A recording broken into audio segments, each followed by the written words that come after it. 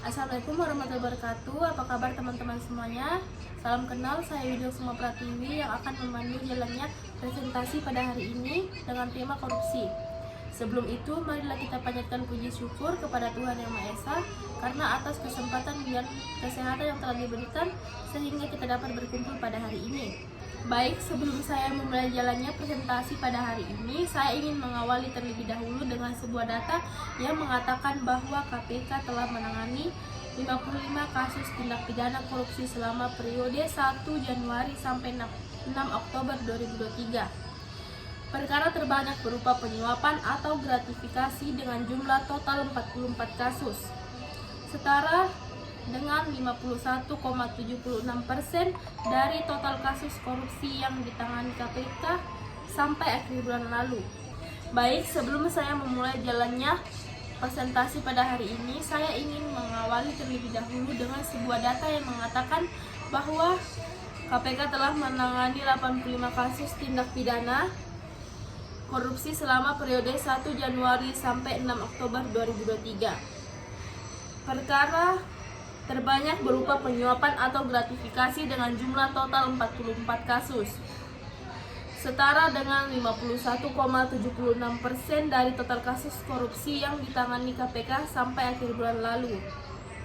Nah, hari ini bersama-sama kita akan membahas bagaimana caranya menurunkan tingkat kasus korupsi di Indonesia. Baik, sudah hadir bersama kita para narasumber yang tentunya akan membahas tentang korupsi yang ada di Indonesia. Untuk narasumber yang pertama, saya persilakan untuk membawakan materi mengenai korupsi. Ya, baiklah, terima kasih atas kesempatan yang diberikan kepada saya. Saya Delia yang akan membahas materi presentasi kali ini. Korupsi adalah sebuah tindakan tidak jujur yang memanfaatkan jabatan atau kuasa untuk mendapatkan keuntungan bagi pribadi atau orang lain. Di Indonesia, tindak korupsi diatur dalam Undang-Undang Nomor 31 Tahun 1999 tentang pemberantasan tindak pidana korupsi.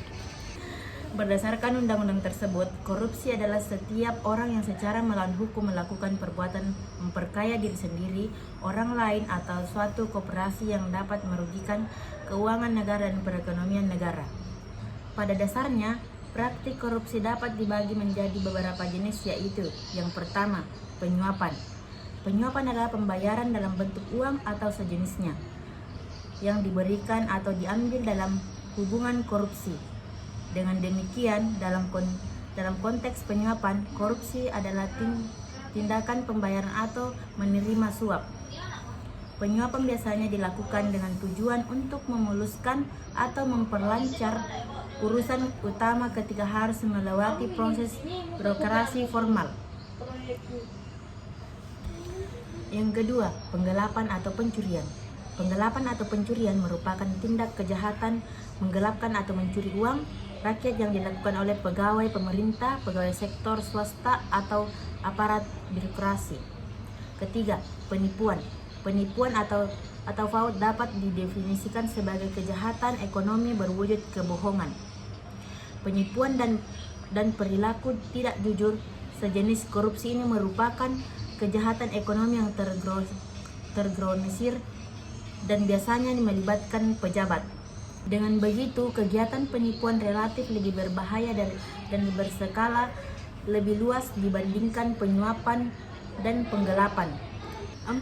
Pemerasan. Korupsi dalam bentuk pemerasan merupakan jenis korupsi yang melibatkan aparat dengan melakukan pemaksaan untuk mendapatkan keuntungan sebagai imbal jasa pelayanan yang diberikan.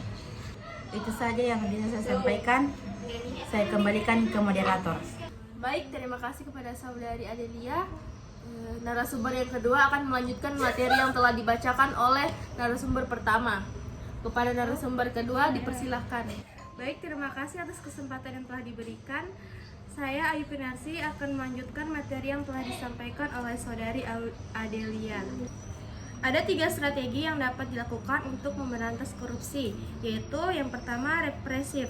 Strategi represif dilakukan dengan cara KPK menyeret koruptor ke pengadilan, membacakan tuntutan, serta menghadirkan para saksi beserta alat bukti yang menguatkan.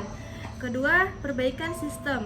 Dalam strategi perbaikan sistem, KPK memberikan rekomendasi kepada kementerian atau lembaga terkait untuk melakukan langkah-langkah perbaikan.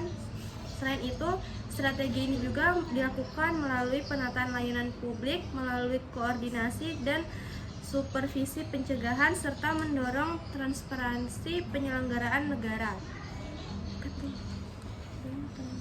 Ketiga, edukasi dan kampanye. Edukasi dan kampanye dilakukan sebagai bagian dari pencegahan dan memiliki peran strategis dalam pemberantasan korupsi.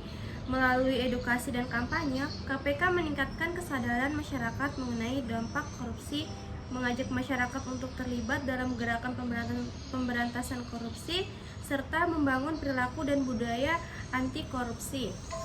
Selanjutnya ada beberapa jenis korupsi.